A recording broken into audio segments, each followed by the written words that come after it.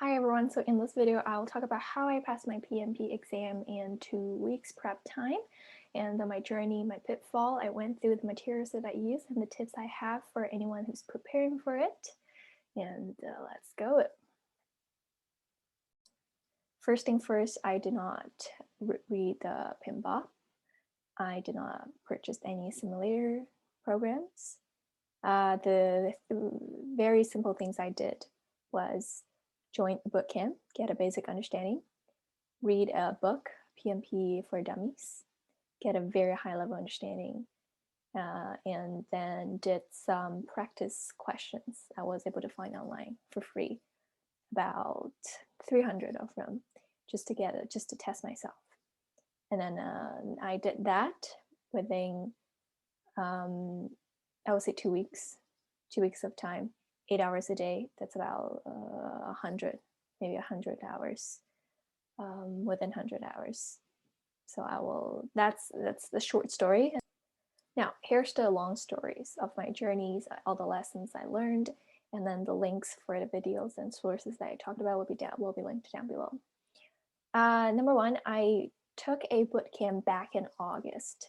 That's a very long time ago, and then the professor go over all the slides and OTTO quickly.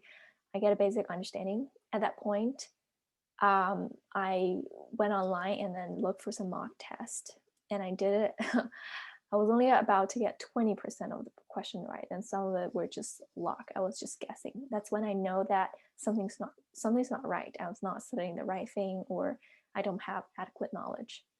Then I watched this video from Garcia where he says he finished exam within 2 weeks, and his strategy and then his perspective, which is you really need to have a very high level understanding of all the processes and tools, how they flow into each other, rather than going to the granularities. I followed what he says, and I think that's what takes me to pass the exam. All right.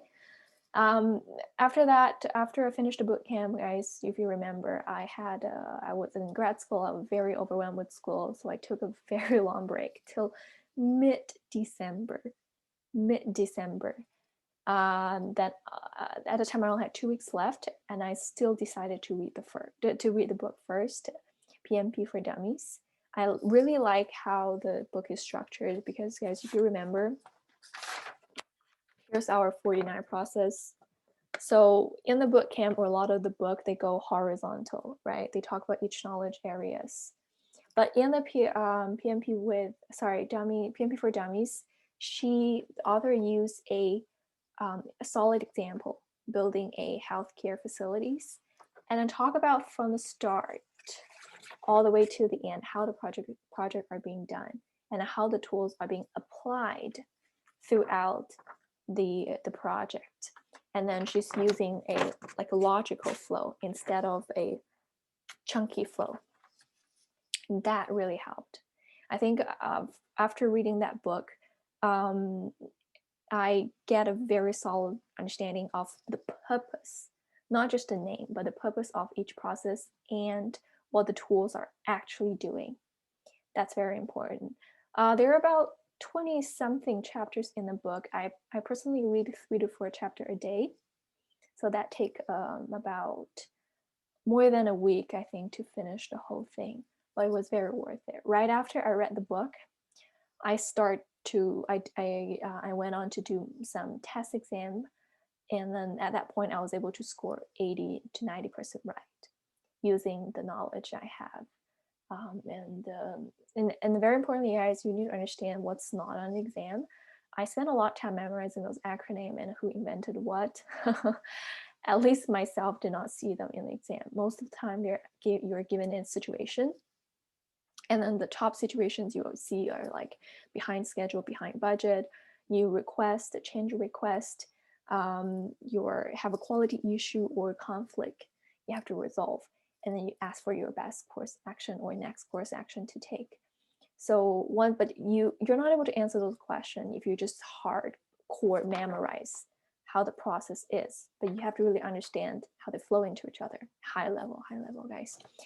So then that's when I knew I was kind of ready for the exam. 80 to 90%. I go back to the slides and then just consulted my memory, and I was able to pass the exam. Well, another thing I would say is the test is really not process-centered, it's more people-centered, right? So you are thinking, you're going to the exam, reading those questions, read them very, very carefully and analyze first what phase you're in. One of the 5 phases, what phase you're in. Number 2, what the problem is. There are oftentimes more than one problem. There are funding problem, there are conflict, and then you think, what's the best course of action shall I take as a project manager without looking at the options? Then you kind of have that assumption in your head. You have that assumption there. Then you look at the questions. You look at the options, sorry. You look at the options and see which one aligns with my expert judgment the best. And then you pick the ones that does not, the best one, and it does not have any logical issues. So a lot of it, honestly, guys, is about analytical skills and expert judgment, what you think is the best thing to do. So throughout the exam, I did not know whether I was going to pass or not, because the questions I see there, I've never seen anywhere else. They're very new, and you don't get questions like, what process are you in? Okay, those are really simple questions. No, everything's like very situational. You need to focus a lot. Now I want to just talk about another very important source that I used was PMP with Ray. I watched Ray's video. He provided 2 frameworks about how to answer situational questions. Very helpful, guys. I strongly recommend you watching it. One is the ideal project manager and behavior framework, and a change control framework.